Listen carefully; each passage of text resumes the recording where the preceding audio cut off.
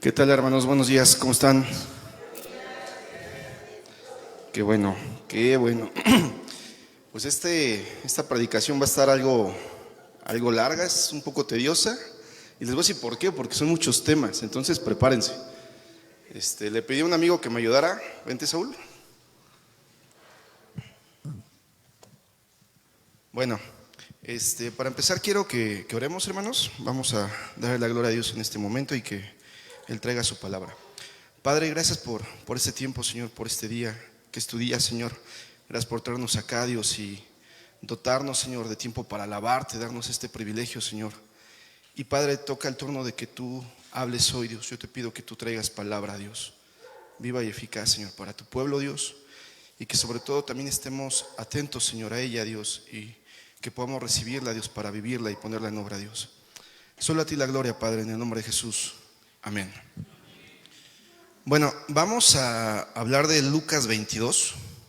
Pues para este tiempo en Lucas 22 ya habían pasado varias cosas. Hemos estado repasando capítulo tras capítulo. El pastor la semana pasada dio una segunda predicación, de una segunda etapa de Lucas 21.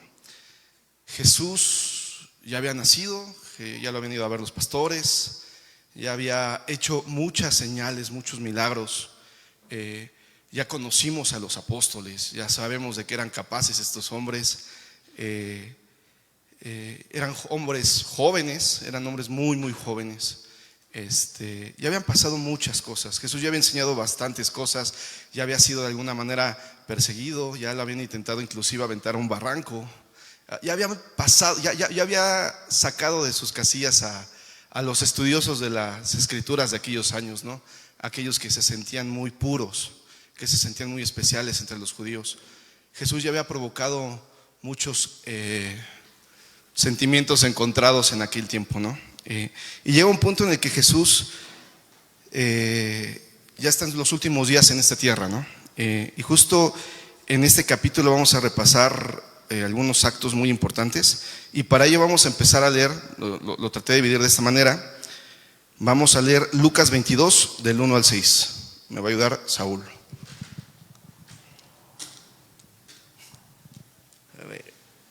Estaban cerca de la fiesta de los panes sin levadura, que se llamaba la Pascua, y los principales sacerdotes y los escribas buscaban cómo matarle porque temían al pueblo. Y entró Satanás en Judas, por sobrenombre Iscariote, el cual era uno de los 12, y este fue y habló con los principales sacerdotes y con los jefes de la guardia de cómo se lo entregaría. Ellos se alegraron y vinieron en darle dinero, y él se comprometió y buscaba una oportunidad para entregárselo a espaldas del pueblo. Bueno, estaba cerca la fiesta de los panes sin levadura, que se llamaba Pascua. Para los que no sabemos qué era la Pascua, básicamente la Pascua era una fiesta que conmemoraba la salida del pueblo de Israel, la salida de los hebreos de Egipto, esa liberación, ¿no? Y era un festejo. En aquellos años esta Pascua era todo un ritual, todo tenía un significado. Y entonces para los judíos era una festividad sumamente importante, ¿no? Porque sus antepasados habían salido de ser esclavos a la tierra prometida, ¿no? Entonces podemos entender que en esta ciudad estaba llena de gente porque venían a conmemorar esta fiesta, ¿sí? Pero aquí pasa algo, ¿no? ¿Por qué estas personas que querían capturar a Jesús temían al pueblo? Los principales sacerdotes y los escribas no le temían a Dios, le temían al pueblo. Recuerden que Jesús ya había iniciado su ministerio, ya había ganado bastante fama, había conseguido seguidores que lo veían como el Mesías, había conseguido seguidores que lo veían como un maestro, había conseguido seguidores que confiaban en él como Dios. Al final de cuentas, y había hecho muchas señales. Ya había sanado, por ejemplo, a Lázaro, ya lo había resucitado, ya había sanado a un ciego, ya había sanado a un paralítico. O sea, Jesús ya había hecho muchas cosas para ese tiempo. Entonces ya era famoso. A estos hombres que pretendían matarlo, pretendían capturarlo, pues les daba miedo la reacción del pueblo, porque como estos cuates cómo se iban a ver, se agarraban a un hombre justo, se agarraban a un hombre que ya tenía seguidores, ¿no? Entonces podemos entender que a quien le tenían miedo era la reacción del pueblo que seguía a Jesús. Y dice, y entró Satanás en Judas. No quiero quitar ninguna responsabilidad de Judas. Judas sabía lo que estaba haciendo. Judas era el único responsable en esta situación de entregar a Jesús, todos lo sabemos. Pero dice la Biblia que entró Satanás en Judas. Satanás provocó e incluso es posible que guió a Judas en este crimen. Hay que entenderlo así. El verdadero enemigo de Jesús probablemente pues, ni siquiera era Judas, era directamente Satanás. Y bueno, Judas se acerca a ellos. Realmente aquí nos enseña que Judas fue quien se acercó y dijo prácticamente, si se los entrego, ¿qué me dan? ¿No? Ellos se alegraron, dice la Biblia que convinieron en darle dinero, ¿no? En Mateo dice que Judas les preguntó, ¿qué me quieren dar? Y yo se los voy a entregar, ¿no? Esto muestra que Judas fue quien se aproximó verdaderamente a ellos. Y pues sí quiero que quede bien claro, no quiero eximir a Judas de su responsabilidad, pero sí quiero hacer notar que Satanás era el verdadero enemigo de Dios. Y hay que entender algo. Satanás, a pesar de que es un ser que sabe muchas cosas, que ha caminado con Dios, que lo conoce, que conoce la Escritura, Satanás no es Dios. Probablemente Satanás ni siquiera sabía cómo lo iba a derrotar Jesús en el Calvario. Probablemente. Pero Satanás empezó a tejer estas cosas para hacerle daño a Jesús y al final de cuentas, pues Jesús terminó derrotando a Satanás y lo sabemos. Y bueno, hay que detonar también aquí que Judas se comprometió a entregar a Jesús y buscó una oportunidad para poderlo entregar. ¿Me ayudas con del 7 al 23, por favor?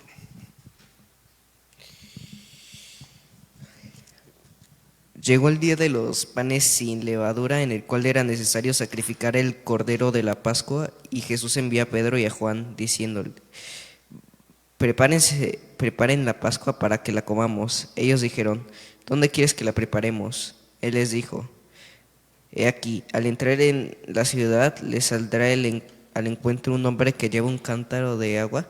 Síganle hasta la casa donde entre, y dile al padre de familia de esa casa: el maestro te dice, ¿dónde está el aposento donde he de comer la Pascua con mis discípulos? Entonces él les mostrará un gran aposento alto ya dispuesto. Prepárenlo ahí. Fueron pues y hallaron como les había dicho, y prepararon la Pascua. Como era la hora, se sentó a la mesa y con él los apóstoles, y les dijo: ¿Cuándo y los escribas y le trajeron al concilio, diciendo: sí, pero deseo comer con ustedes esta Pascua antes de que padezca, porque les digo que no comeré más hasta que se cumpla en el reino de Dios. Y habiendo tomado la copa, dijo gracias y dijo: tomen esto y repártanlo entre ustedes, porque les digo que no beberé más del fruto de la vida hasta que el reino de Dios venga. Y tomó el pan y dio gracias y lo partió y les dio, diciendo: este es mi cuerpo, que por ustedes es dado. Hacer esto en memoria de mí. De igual manera, después que hubo cenado, tomó la copa diciendo: esta copa es el nuevo pacto en mi sangre, que por ustedes se derrama. Mas he aquí, la mano del que me entrega está conmigo en la mesa, y a verdad el Hijo del Hombre va, según lo que esté determinado. Pero hay de aquel hombre por quien es entregado. Entonces ellos comenzaron a discutir entre sí quién de ellos sería el que había de hacer eso. Bueno, como les decía, estaba la Pascua. Al parecer esto fue un día antes de que se celebrara realmente la Pascua. Es lo que algunos estudiosos dicen. ¿Por qué? Porque obviamente Jesús estaba preparando todo para que, como Él es el Cordero, el día que Él fuera consumada su muerte, fuera el día que se celebraba esta Pascua. Hay que entender algo. Los israelitas, los judíos celebran la Pascua por una liberación, por un pacto que Dios hizo en el pasado para el pueblo de Israel. Jesús estaba verdaderamente emocionado porque el acto más importante de su estancia en la tierra era justo entregarse él como cordero. Jesús estaba proveyendo a través de esta Pascua, nueva Pascua, un nuevo centro de redención que será recordado a través de una nueva cena ceremonial. Y justo nos manda a recordarlo, por eso lo hacemos cada 8 días, ¿no? Jesús da una señal, un hombre que lleva un cántaro, manda a sus discípulos a buscar en dónde se va a dar esta cena y les dice: busquen un hombre que lleva un cántaro. En aquellos años no era común que un hombre llevara un cántaro. Un hombre probablemente llevara cosas más pesadas, llevaría tal vez líquidos, agua en pieles, o sea, en contenedores más grandes.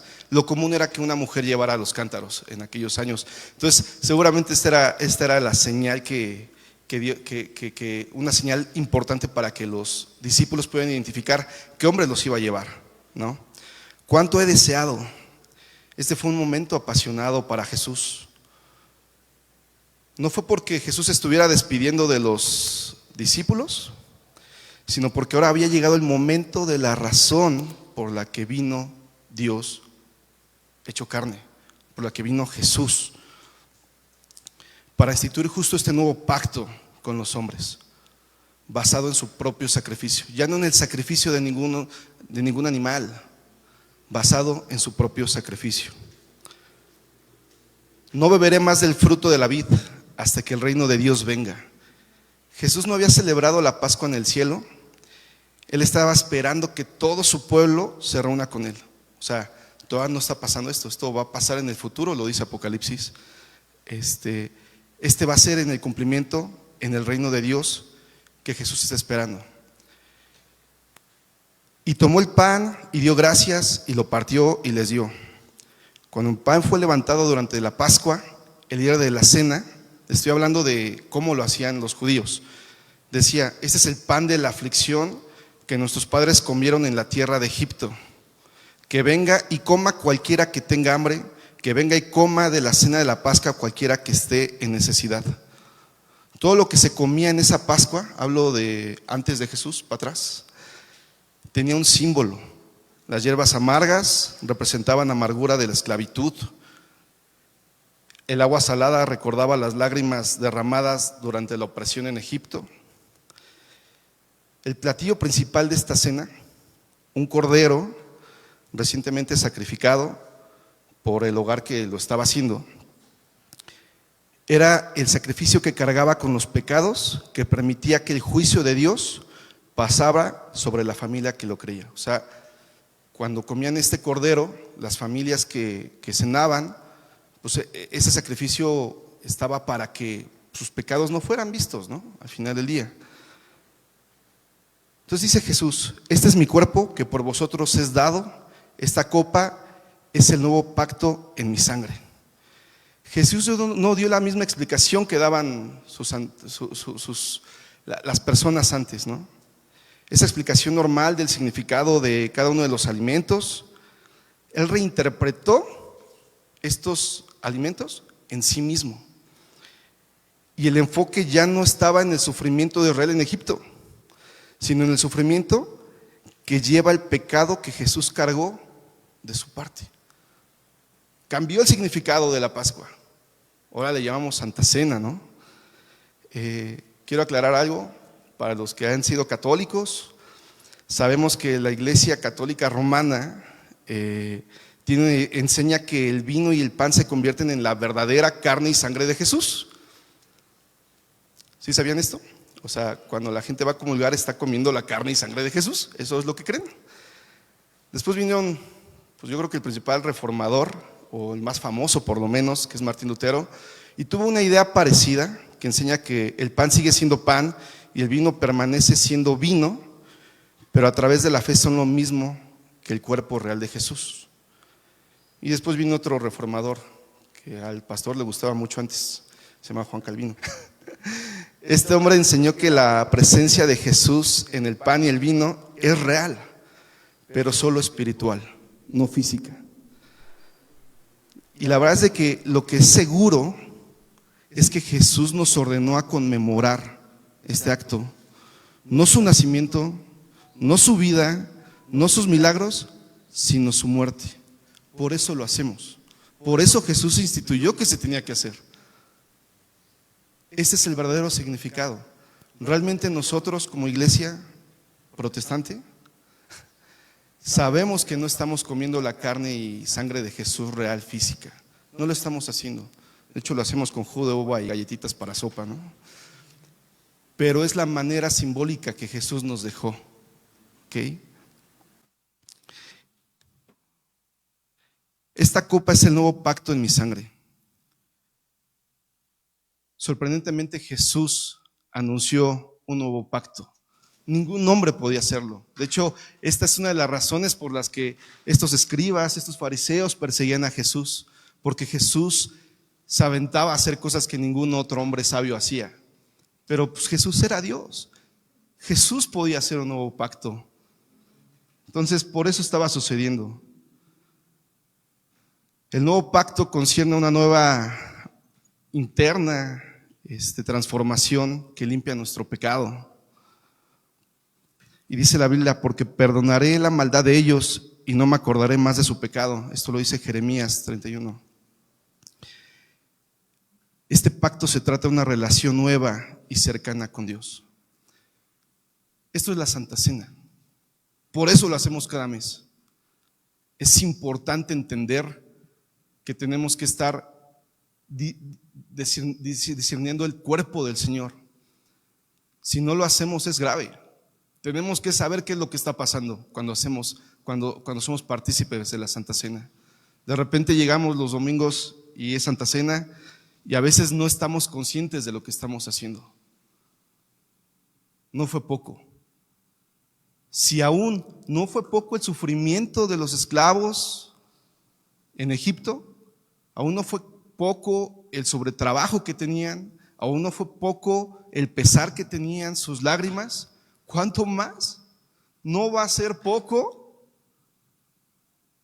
el cuerpo de Cristo, la sangre derramada de Cristo? Entonces, cada mes que vengamos a tomar Santa Cena, en otras iglesias lo hacen cada 8 días, en otras iglesias lo hacen 2 veces al año, en algunas 1 vez al año. Cada vez que lo hagamos, aún vayamos a visitar una iglesia, tenemos que estar bien conscientes de lo que estamos haciendo, porque de repente es algo tan común. De repente es algo que hacemos en la iglesia, y lo cierto es que no es nada común lo que Jesús hizo. Solamente lo hizo Él. Solamente lo podía haber hecho Él. Entonces el significado de cada vez que tú participas en la Santa Cena tendría que ser uno de los actos más importantes de tu vida. Y sí, tenemos el privilegio de repetirlo cada mes. Pero yo los invito, hermanos, a que cada mes que vengamos reflexionemos en lo que Jesús hizo y Jesús pasó. Adelante, ahorita un poquito adelante voy a platicar un poquito de esto. Y a quien predique el 23, pues conocerán un poquito más quien no conoce, ¿no?, de lo que pasó Jesús. Pero no fue fácil. Dice la Biblia, a la verdad el Hijo del Hombre va según lo que está determinado. Estaba determinado por las profecías que el Mesías debía ser traicionado. Esto lo vemos en Salmos 41. No obstante, hay de aquel hombre quien de hecho traicionara al Mesías. Judas nunca podría alegar que él estaba ayudando a Jesús a cumplir esta profecía. Judas era un pecador. Estuve investigando algunas cosas y algunos dicen que Judas probablemente tenía algunos motivos, ¿no? No hablé mucho de ellos porque la Biblia no los dice. Son estudios que han hecho algunas personas. Pero ellos hablan de que probablemente Judas estaba enojado con Jesús porque Jesús no fue el hombre o el Mesías que él esperaba, ¿no? Un Mesías bélico, un Mesías estadista, un rey estadista. Y hay muchas otras razones que dicen estos cuates, se los repito, no lo dice la Biblia. Estos cuates han argumentado esto, ¿no? A través de estudios. Dice la Biblia, entonces ellos comenzaron a discutir entre sí quién de ellos sería el que había de hacer esto. Judas mantuvo muy bien su secreto hasta este momento, porque ninguno de los otros se imaginaba que era Judas. O sea, ellos mismos pensaban probablemente que era uno de ellos o era el de al lado, no lo sé. Ellos no sabían todavía. A ver, Saúl, del 24 al 30, por favor. Hubo también entre ellos una disputa sobre quién de ellos sería el mayor, pero él les dijo: los reyes de las naciones se enseñorean de ellas, y sobre los que sobre ellas tienen autoridad son llamados bienhechores. Mas no así ustedes, sino sea el mayor entre ustedes como el más joven, y el que se dirige como el que sirve. Porque, ¿cuál es mayor, el que se sienta en la mesa o el que sirve? No es el que se sienta en la mesa, mas yo estoy entre ustedes como el que sirve. Pero ustedes son los que los que han permanecido conmigo en mis pruebas. Yo pues les asigno un reino, como mi padre me lo asignó a mí, para que coman y beban a mi mesa en mi reino y se sienten en tronos juzgando a los 12 tribus de Israel.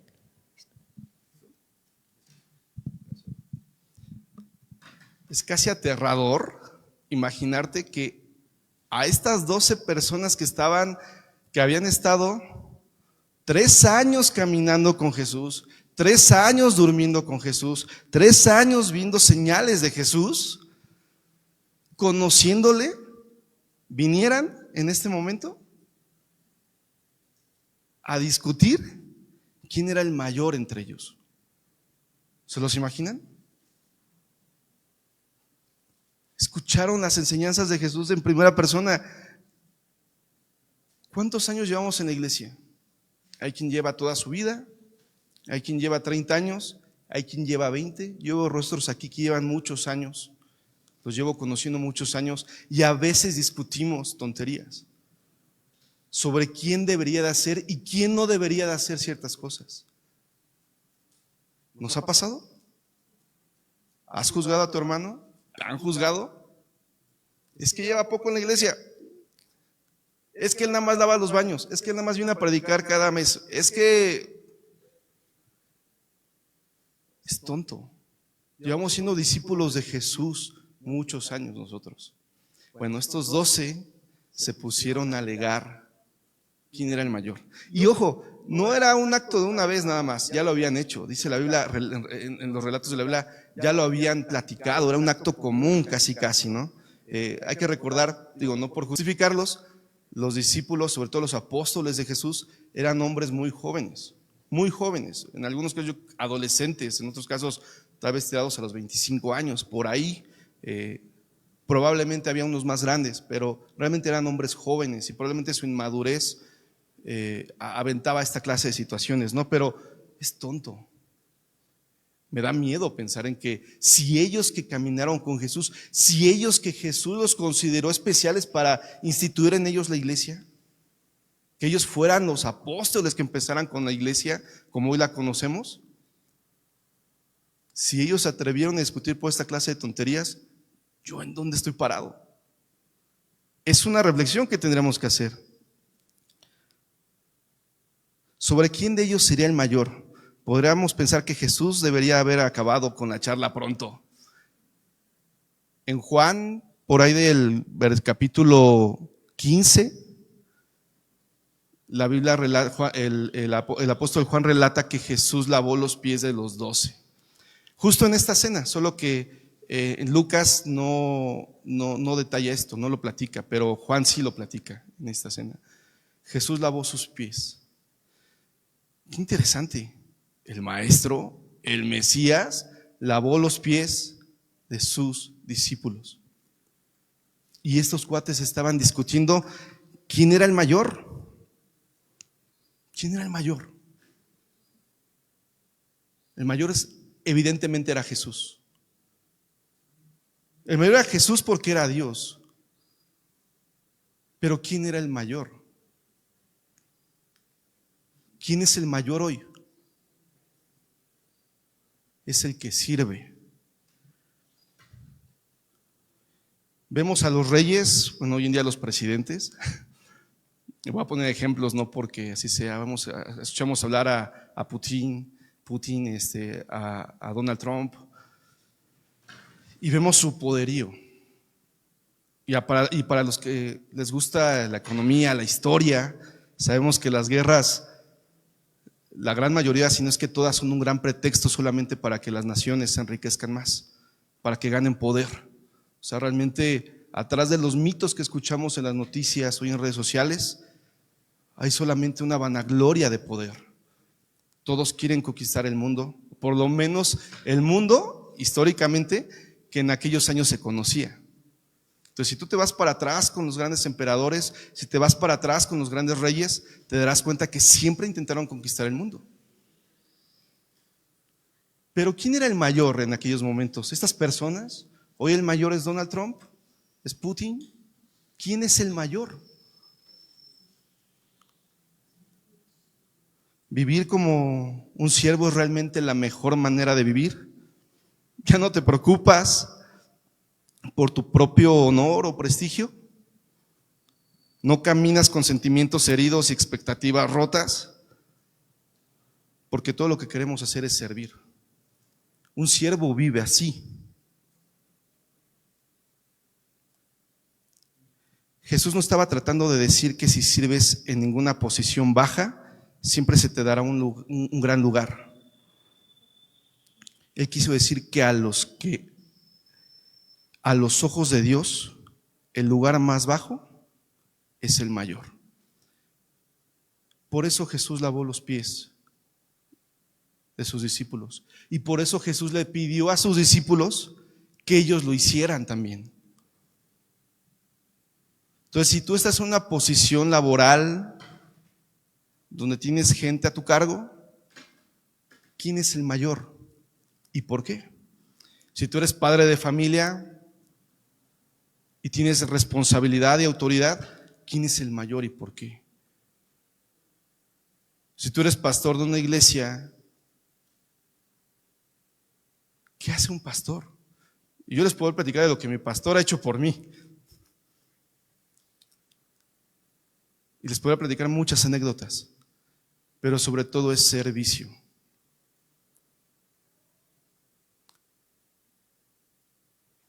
Iba a comentar esto al principio. En la semana pasada, Alejandra, mi esposa, estuvo internada. Nos casamos hace más o menos un año. Estamos embarazados de hace 4 meses, cachito. Y Ale tuvo que entrar al hospital. Una vez salió y después creo que pasó en 3-4 días y volvió a entrar. Y yo no perdí la cabeza. La realidad es de que seguí trabajando, seguí haciendo actividades, está al pendiente de mi esposa, está al pendiente de mis papás, de mis suegros. O sea, tuve apoyo. Pero traté de no perder la cabeza, ¿no? Mi amigo Takeshi me dijo que ahorita que iba a empezar con el tema de los ultrasonidos y todo esto, dijo, carnal, cada ultrasonido, cada semana se va a desbloquear un miedo diferente. Y yo me le quedé bien así con cara de no manches, no. Y sucede. Conforme te vas enterando de los riesgos, conforme te vas enterando a través de la ciencia de situaciones, de tamaños, de semanas, de todo lo que te dicen, proteínas, tu cabeza va volando. Pues mi esposa se puso mal y estuvo internada semana y cachito, en 2 periodos, y llegó, en la segunda vez yo la vi muy mal, porque la vimos muy mal. Tu mamá y yo creo que sentimos lo que probablemente no habíamos sentido atrás, no lo sé. Mi amigo David Chávez me había dicho, cuando te cases, cuando tengas tus hijos. Y honestamente me daba pavor llegar a este momento, porque dije, yo no quiero sentir eso. No es que no quiera amar, pero yo no quiero sentir eso feo que se siente. Y lo sentí. Hubo un momento, yo tiendo mucho a volar mi imaginación en silencio. Digo, esto es raro que lo comparta. Y me imaginé a mi esposa, más bien me imaginé sin esposa, más que sin hijos, sin esposa. Y viendo esta imagen, yo que estaba quebrado y estaba molesto de alguna manera con Dios. Y en esta imagen, porque literalmente fue una fantasía a la que me fui, me vi molesto con Dios, no necesariamente enojado. Vi a mi papá diciéndome, ¿qué pasó, campeón? Levántate, dame chance. no me gustó lo que vi. Me proyecté de una manera en la que, ¿cómo puedo estar lastimado y a qué punto puedo llegar para estar molesto con Dios? Sería la segunda vez que estaría molesto con Dios. En el pasado fue una ocasión que mi hermana estuvo grave igual y ante una situación, pues yo estaba molesto con Dios porque yo sabía que Dios la podía sanar y no lo estaba haciendo. Y después me di cuenta que estaba molesto con Dios porque Dios la iba a terminar sanando, pero quería que yo viviera eso. A veces algunos amigos me dicen, veías esto, veías aquello, como dando a entender que se va a hacer porque un cristiano lo va a hacer. Y la verdad es de que los que realmente conocemos a Cristo, los que realmente hemos experimentado a Cristo, sabemos que la vida no es precisamente fácil. Y sabemos que Jesús con quien trata, trata. Yo conozco a Jesús así. Pero bueno, en esta semana de reflexión me llevó, y justo estudiando esto, aquí hubo varias confrontaciones. Estuvo la confrontación con Judas, estuvo la confrontación con los discípulos, estuvo la confrontación con Pedro, ahorita lo vamos a ver más adelante, estuvo la confrontación con el mismo Jesús, lo vamos a ver más adelante. Nosotros nos tenemos que estar examinando. Y quiero dejar este ejemplo que puse pues, de lo que me pasó, porque ahí viene algo. Dijo Jesús, mas yo estoy entre vosotros como el que sirve.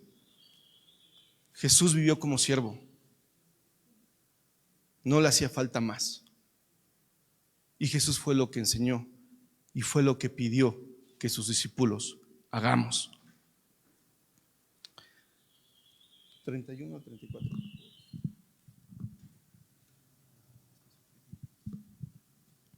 Dijo también el Señor: Simón, Simón, he aquí Satanás os ha pedido para zarandearos como a trigo.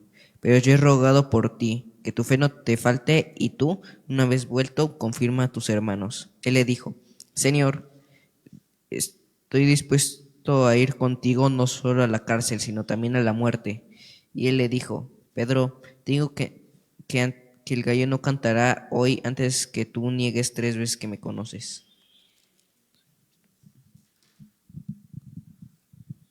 Me apasiona mucho la vida de Pedro, la historia de Pedro, porque me siento muy apegado a cómo es él.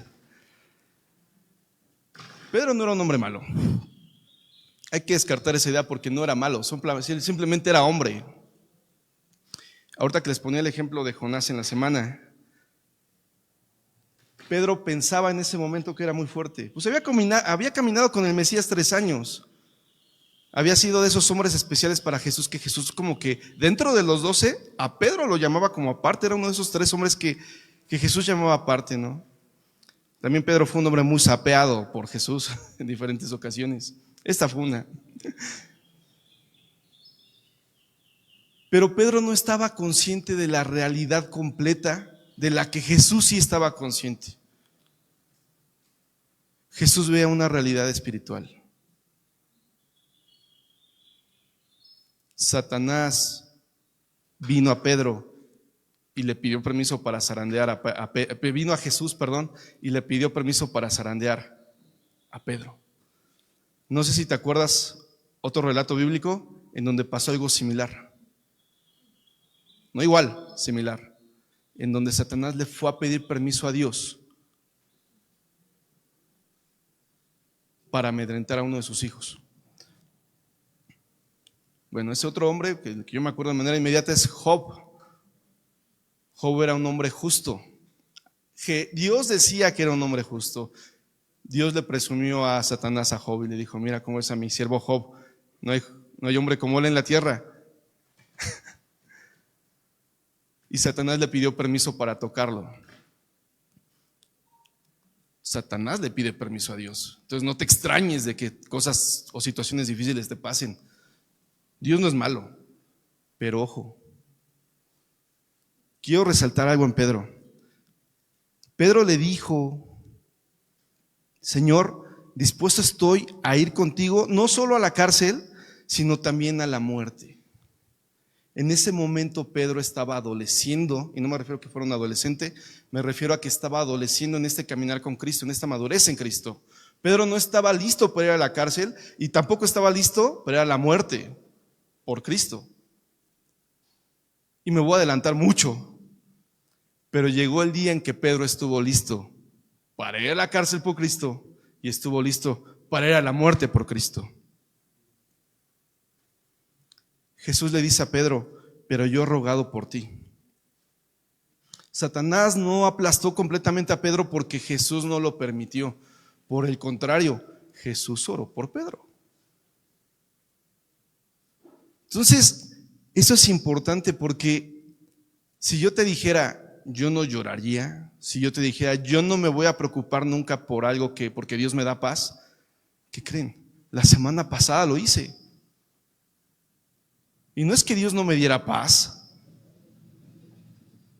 es que a veces tienes que llegar a ese momento en tu vida en el que eres confrontado. Todos tenemos que llegar ahí. Pedro llegó ahí. Pedro llegó al punto en que tenía que ser confrontado, y este fue uno muy importante. Él se sentía muy fuerte. Y yo te pregunto, ¿qué era más importante o qué era mejor para Pedro? ¿Que Jesús no permitiera que pasara esto de la negación? ¿Que Jesús no le advirtiera? ¿O que Pedro se diera cuenta quién era él en ese momento? Porque en mi caminar en Cristo, desde que soy niño hasta ahora, en medio de mi pecado, en medio de mi tontería, en medio de mi desobediencia, en medio de mi inmadurez, en medio de mi desconocimiento e ignorancia, Dios ha estado presente y me ha estado confrontando. Entonces, si tú también eres hijo de Dios, si tú también eres discípulo de Jesús, ¿qué crees que te va a pasar? Serás confrontado. Te darás cuenta que le fallaste y te darás cuenta que le vas a fallar, y es importante que estés consciente, porque esto es lo que te hace necesitar completamente la cruz en tu vida.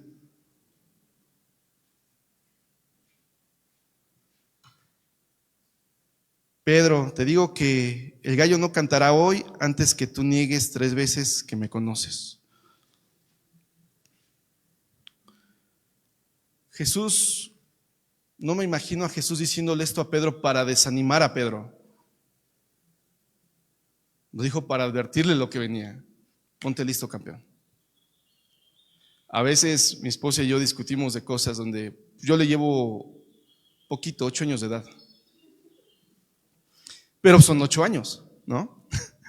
Entonces de repente hay veces que le tengo que decir cosas donde dice así como, tú eres mi esposo, ¿qué vas a hacer? ¿Te ha tocado decirle a tu pareja, a tu esposa, a tu esposo, a tus hijos, a tu nuera, a tu yerno? ¿Te ha tocado advertirle algo? ¿Lo haces para desanimarlo? ¿Lo haces para lastimarlo? Esto es importante. Jesús le dijo esto a Pedro para advertirle, para que Pedro fuera consciente. Fue bueno que Pedro supiera qué tan débil era en ese momento. La semana pasada digo, Dios no me quitó a mi esposa, Dios no me quitó a mi hijo. De hecho, el bebé, no sé si nena, nene, por eso digo, el bebé está muy bien, lo vimos varias veces y está muy bien. Pero me hizo ver mi fragilidad. En esta chaqueta mental que me hizo ver mi humanidad y me hizo ver mi necesidad por Cristo. Perdón por la frase. Dios me hizo ver todo esto. Y gracias a Dios, porque hizo ver mi debilidad, pero también hizo ver la fortaleza que tengo en Él. Es importante que nos estemos revisando. Digo, no llegues hasta donde yo llegué tal vez, pero sí, conócete delante de Dios quién eres y cuánto lo necesitas. Es importante. Del 35 al 38. Y ellos dijo, cuando los envié sin bolsa, sin alforje y sin calzado, ¿les faltó algo? Ellos dijeron, nada. Y les dijo, pues ahora, el que tiene bolsa, tómela y también la alforja. El que no tiene una espada, venda su capa y compre una. Porque les digo que es necesario que se cumpla todavía en mí aquello que está escrito. Y fue contado con los inicuos, porque lo que está escrito de mí tiene cumplimiento. Entonces ellos dijeron: Señor, aquí hay 2 espadas. Y él les dijo: basta.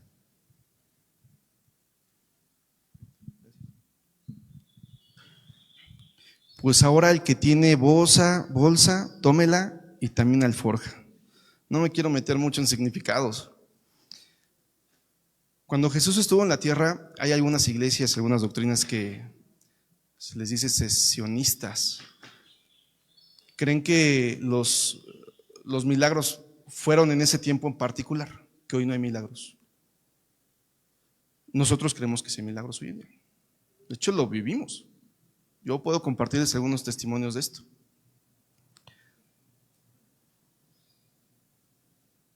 Pero Jesús les está haciendo una advertencia a los discípulos de que pues me voy a ir.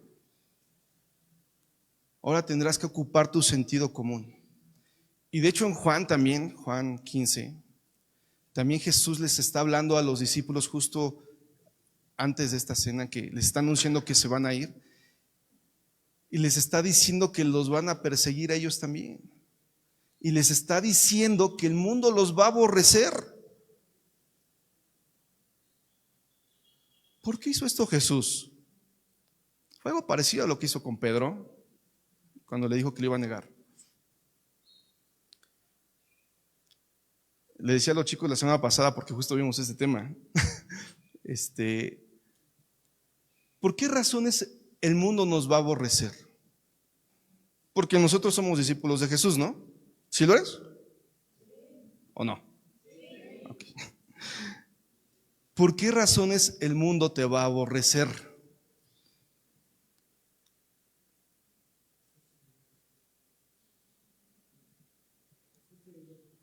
¿Nada más por ser seguidor de Cristo?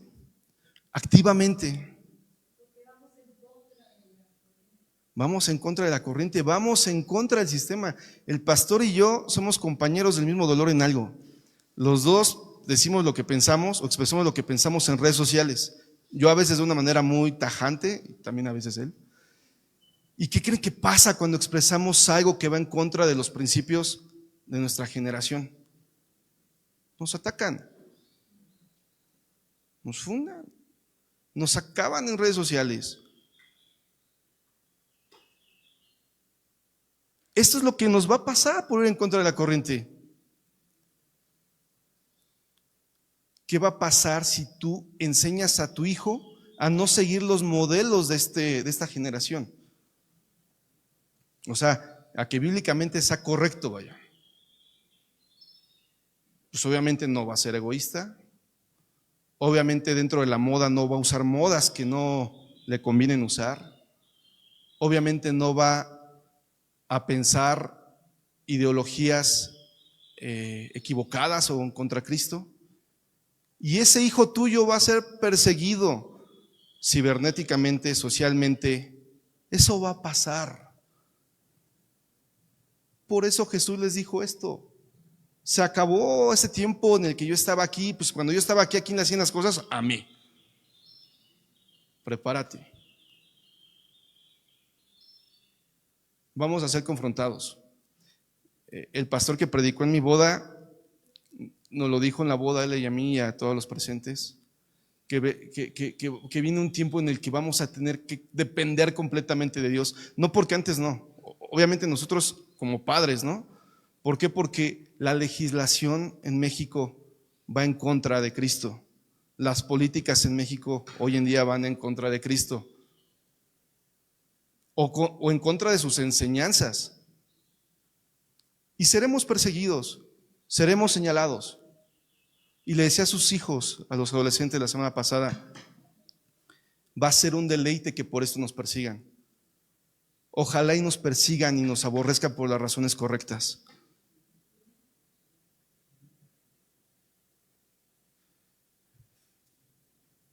Jesús fue a orar al Getsemaní, al monte de los olivos. Estuvo en este jardín porque necesitaba fortaleza, por lo que iba a pasar. Jesús también iba a ser confrontado. ¿Te imaginas cargar con los pecados de toda la humanidad, de toda la historia? Si ya cuando yo me examino me doy asco, ¿te imaginas que Jesús estaba cargando con los pecados de toda la humanidad, de toda la historia? La Biblia relata que Jesús ya lo venía haciendo, orando. Dios mandó fortaleza, mandó un ángel para que estuviera con él. Jesús le dijo: Padre, si quieres, pasa de mí esta copa, no renunciando a la voluntad de su Padre. Jesús dice: Padre, si quieres, pasa de mí esta copa. No era fácil lo que iba a pasar. De algo sí estoy seguro. Jesús era 100% Dios, pero también era 100% hombre. Y 100% sentía e iba a sentir lo que venía. Pero no se haga en mí, no se haga mi voluntad, sino la tuya. Jesús estaba sujeto al Padre. Nosotros tenemos que estar sujetos al Padre. A veces creemos que orando se resuelven las cosas. Sí, porque Dios nos da fortaleza. El Espíritu Santo nos consuela. Pero hay cosas que no se van a resolver como nosotros queremos. Habrá unas que sí. Tendremos que estar en el carácter que Jesús estuvo ese día. Tú vas a decir: es que no compares la situación. Caray, los 11 apóstoles que quedaron murieron de una manera difícil, unos peor que la de Jesús. Entonces, no digo que te vayan a matar a ti, a mí. No, probablemente nosotros no tengamos que pasar por eso. Aunque en nuestra generación, en otras partes del mundo sucede. Son decapitados, son mutilados, son violados, cristianos por confesar su fe. No creas que estamos muy lejos de eso. Eso está del otro lado del charco nada más. En Oaxaca en los 90 pasaba, y no sé si siga pasando realmente.